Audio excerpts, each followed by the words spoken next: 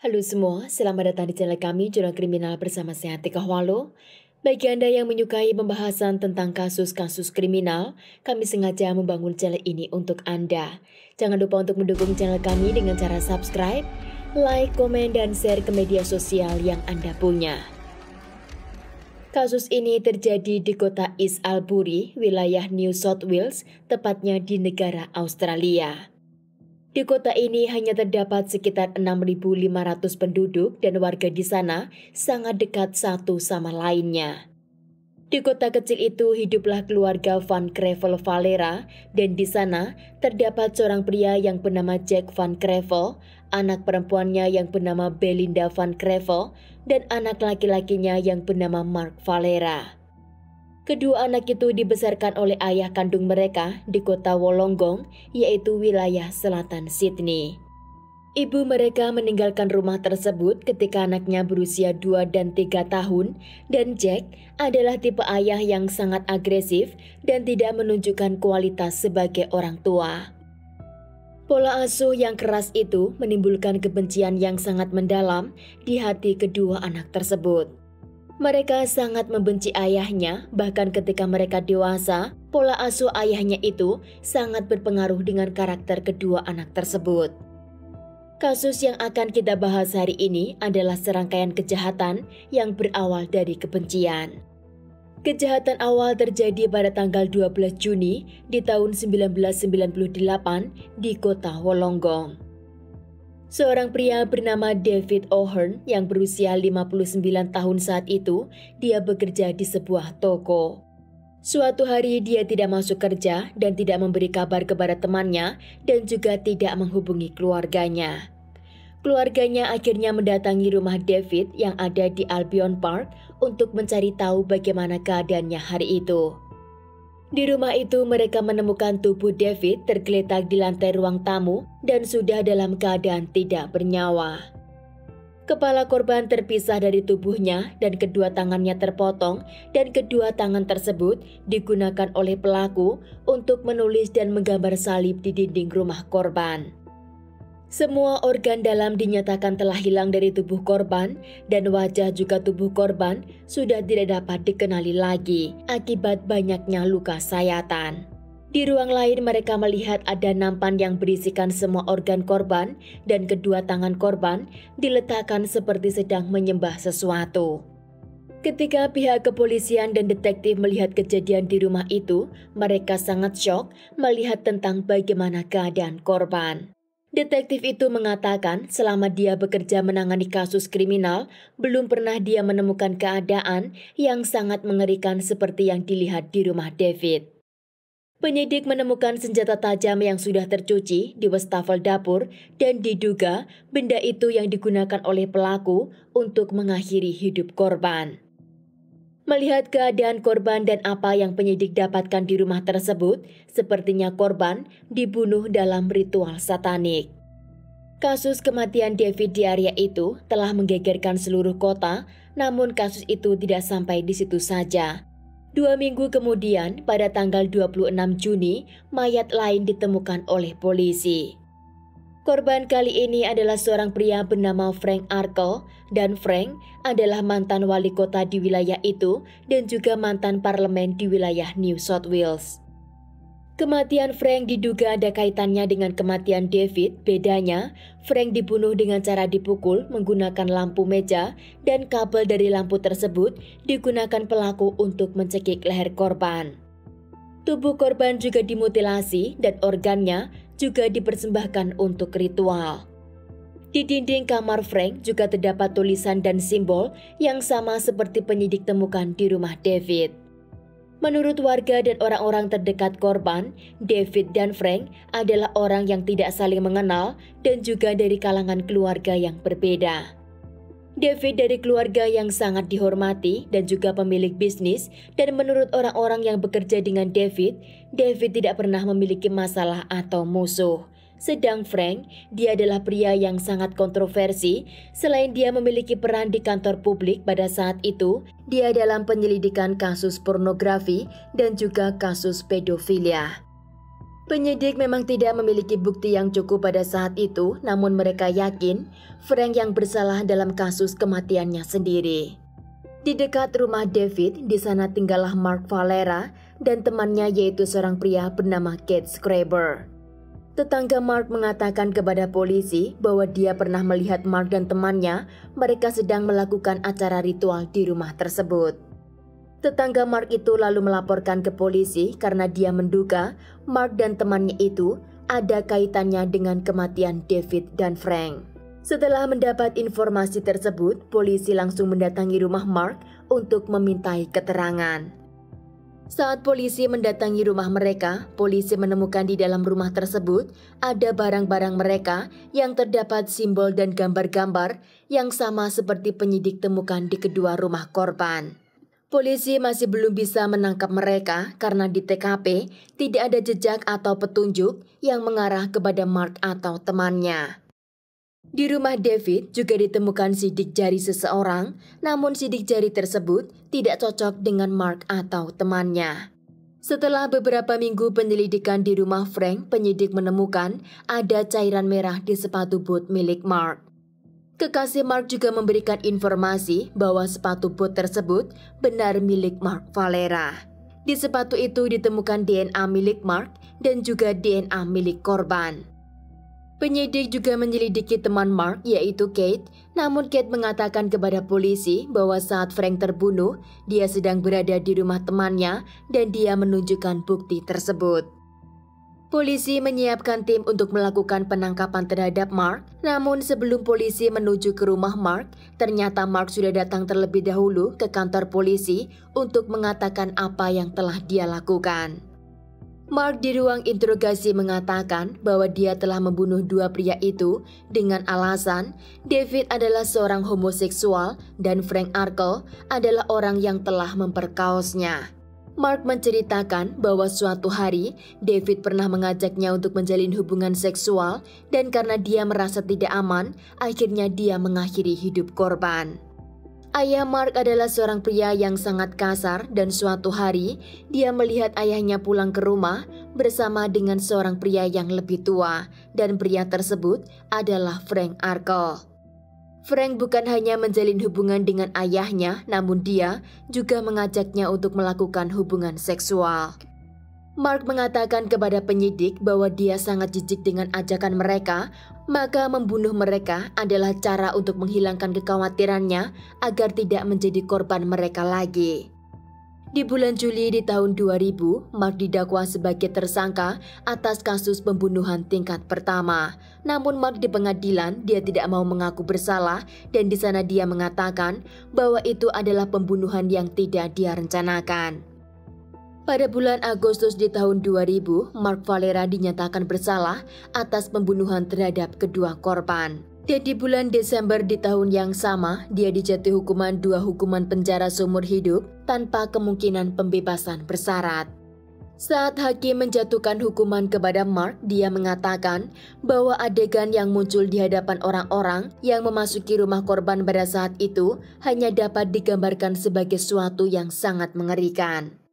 Mark saat itu dinyatakan sebagai pria termuda di Australia yang ditahan di penjara Supermark Facility karena dia dianggap sebagai pria terganas dan paling brutal dalam menghabisi korbannya.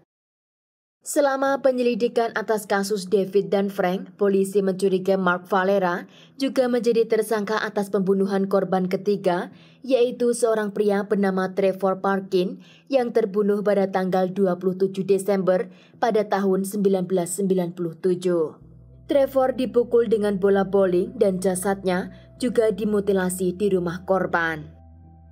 Polisi saat itu sama sekali tidak mendapat jejak si pelaku di tempat kejadian dan juga mereka tidak punya nama orang untuk mereka curigai.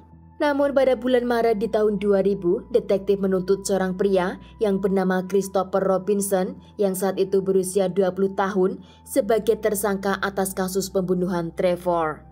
Pada saat Trevor terbunuh, Robinson bekerja sebagai pria penghibur dan dia dikenal suka merampok para kliennya. Robinson saat itu dinyatakan bersalah atas pembunuhan terhadap Trevor dan dia dijatuhi hukuman selama 45 tahun penjara dengan masa non-pembebasan bersyarat selama 35 tahun penjara. Kurang dari 2 minggu setelah Mark menjadi orang termuda ketiga di penjara Supermark Facility yang dimana dia dijatuhi hukuman seumur hidup tanpa pembebasan bersyarat, tiba-tiba ayahnya yang bernama Jack Van Crevel ditemukan tewas di dalam rumahnya di Albion Park. Belakangan diketahui bahwa saudara perempuan Mark, yaitu Belinda Van Crevel, telah meminta kepada Kate Schreiber untuk membunuh ayah kandungnya sendiri. Belinda mengatakan bahwa ayahnya itu telah menganiayanya sejak kecil dan juga telah memperlakukan kakaknya tidak adil. Belinda mengatakan dalam interview bahwa dia tidak akan melakukan pembunuhan kepada ayahnya karena pada saat itu dia masih berusia 20 tahun dan telah memiliki 1 anak perempuan.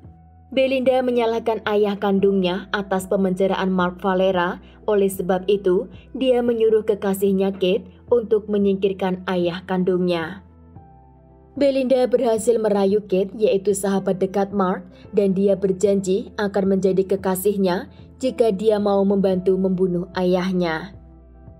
Pada tanggal 18 Agustus di tahun 2000, Kate mendatangi rumah Jack dengan menggunakan mobilnya. Rencananya dia akan masuk lewat jendela dan membunuh Jack saat dia masih tidur, namun ternyata Jack saat itu yang berusia 48 tahun, dia terbangun dan juga membalas serangan Kate. Karena Kate datang dan menyerang secara brutal, akhirnya Jack meninggal di tempat dengan luka 25 kali dari kapak dan juga mendapat luka tusukan sebanyak 16 kali. Belinda saat itu juga ditahan oleh polisi karena dia memfasilitasi Kate dengan membiarkan jendela rumah itu dalam keadaan terbuka dan Belinda juga telah menyiapkan kapak di luar rumah untuk Kate gunakan membunuh ayahnya.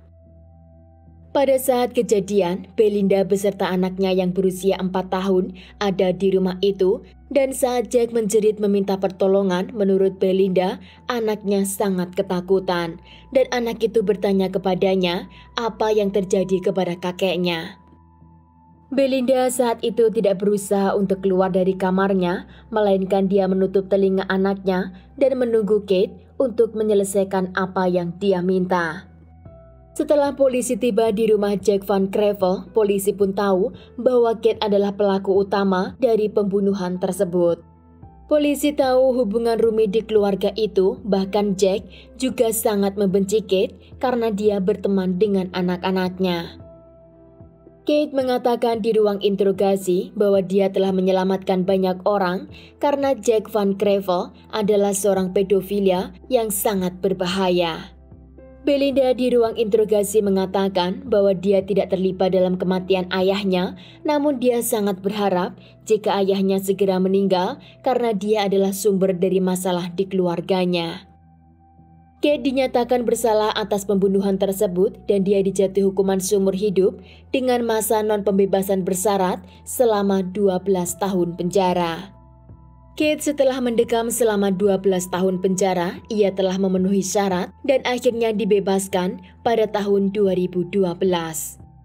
Belinda Van Crevel yang pernah menjalin hubungan dengan Kate akhirnya dinyatakan bersalah atas kematian ayahnya, yaitu Jack Van Crevel. Dan itu terjadi setelah dilakukan penyelidikan yang sangat panjang. Akhirnya Belinda dijatuhi hukuman selama 6 tahun penjara dengan pembebasan bersyarat dapat dia lakukan setelah dia mendekam di penjara selama 3,5 tahun. Akhirnya Belinda pun dibebaskan pada tanggal 1 Juni di tahun 2007. Setelah Belinda dibebaskan, dia menjalin hubungan dengan seorang pria bernama Marshall, yaitu seorang penjual karpet.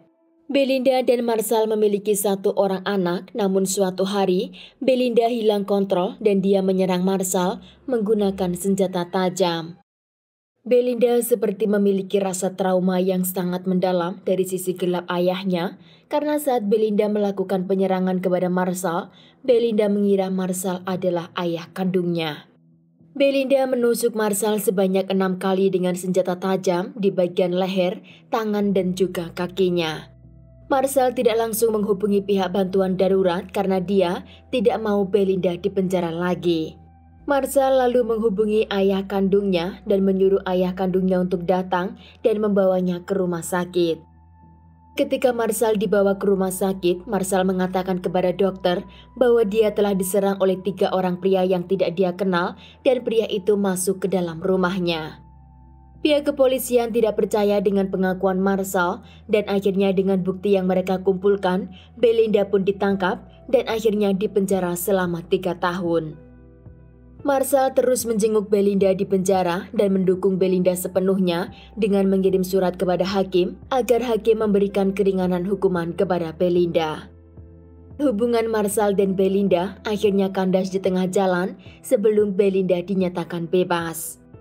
Setelah bebas, Belinda memiliki kehidupan normal dan juga memiliki kekasih baru. Di bulan Juni di tahun 2020, Belinda dan temannya merayakan penangkapan kekasihnya karena kekasihnya itu telah melakukan kekerasan fisik kepadanya.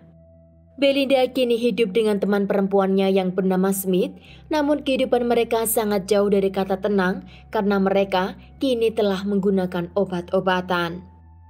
Suatu hari Belinda menghajar Smith dengan menggunakan kaca dan juga vas bunga yang ada di rumahnya. Belinda sekali lagi ditangkap oleh polisi karena kekerasan yang dia perbuat, namun kali ini Belinda tidak sampai masuk ke penjara karena Belinda memberi uang jaminan sambil menunggu jadwal persidangan. Pengacara Belinda mengatakan bahwa Belinda melakukan itu karena untuk aksi bela diri. Pada tanggal 6 Januari di tahun 2020, Belinda sekarang berusia 41 tahun dan masih sering melakukan kekerasan kepada orang lain yang tidak dapat diprediksi.